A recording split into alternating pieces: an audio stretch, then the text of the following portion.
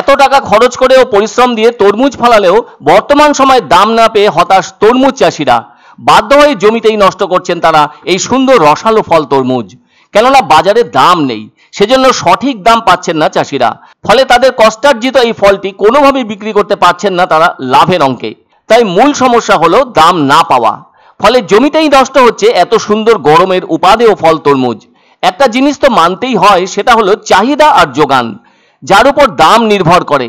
তাই বাজারে তরমুজের সরবরাহ বেশি হলে দাম কমে যায়। সে কারণে সরবরাহ নিয়ন্ত্রণ করতে হবে, সেই সঙ্গে দাম স্থিতিশীলও রাখতে হবে। আবার এই দুটি বিষয় অবশ্য সরকারেরও দেখা উচিত। এই রসালো ফসল জমিতে ভালো উৎপাদন হতে থাকলে তা অনেক দিন ধরে স্টক করে রাখা যায় না, কেননা যখন উৎপাদন হতে থাকে তখন প্রচুর পরিমাণে ফলতে থাকে। এর ফলে একটা সময় প্রচুর তরমুজ বাজারে আসতে থাকে, আর তাই দাম কমতে বাধ্য।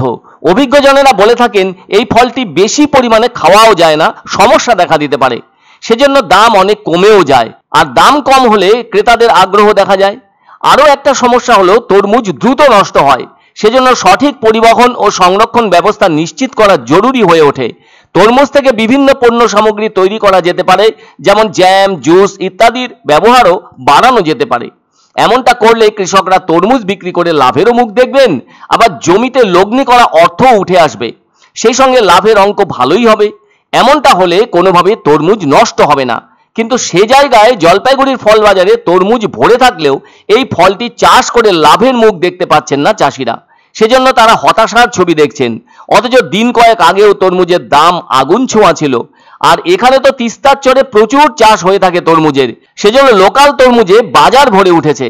তাই এখন ময়নাগুড়ি, জলপাইগুড়ি সহ তিস্তার বিভিন্ন এলাকা থেকে উৎপাদিত প্রচুর তরমুজ ফলের বাজার ভরিয়ে ফেলেছে।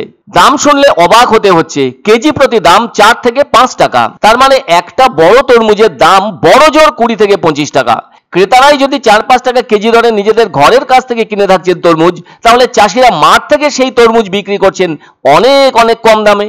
এদিকে যখন লোকাল তরমুজ ওঠেনি, তখন দক্ষিণ ভারত থেকে আসা তরমুজের দাম ও কেজি প্রতি ছিল 15 থেকে 20 টাকা। কিন্তু এখন যখন লোকাল তরমুজে বাজার ভরে উঠেছে, তখন তার দাম একদম তলানিতে ঠেকেছে। তাই কি করে লাভের মুখ দেখবেন তরমুজ চাষিরা? আবার অনেক জায়গায় সেই তরমুজ বিক্রি হচ্ছে 3 থেকে 4 টাকা কেজি দরে। ফলে কিছু কিছু ক্ষেত্রে এক পিস তরমুজ বিক্রি হচ্ছে 10 টাকা করে, আর যথেষ্ট বড় চেহারার তরমুজ বিক্রি হচ্ছে 20 টাকা পিস। তাই সব মিলিয়ে লোকাল তরমুজ চাষিরা কোনোভাবেই যেন লাভের মুখ দেখতে পাচ্ছেন না।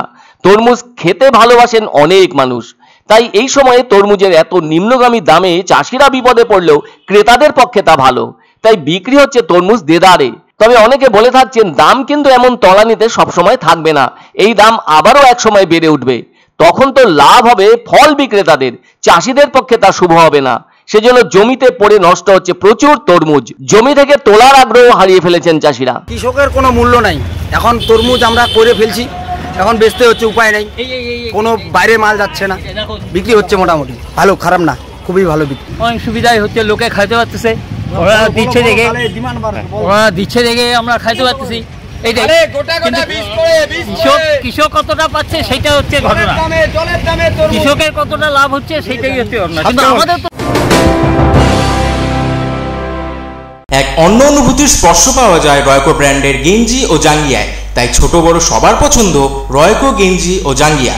প্রস্তুতকারক জয়মনি হুঁশিয়ারি, কলকাতা। পছন্দসই সেরা খাবার খেতে হলে সোজা চলে আসুন রুচিসম্মত আধুনিক মানের রেস্টুরেন্ট রাজদরবারে। কেননা এখানেই আপনারা পাবেন ভোজনের রাজকীয় অনুভূতি। শুধু পুজোর সময়ই নয়, সারা বছরই রকমারি খাবার সরবরাহ করাই এই রেস্টুরেন্টের আভিজাত্য। আমাদের ঠিকানা রাজদরবার, রাহুতবাড়ি, বাবুপাড়া, জলপাইগুড়ি।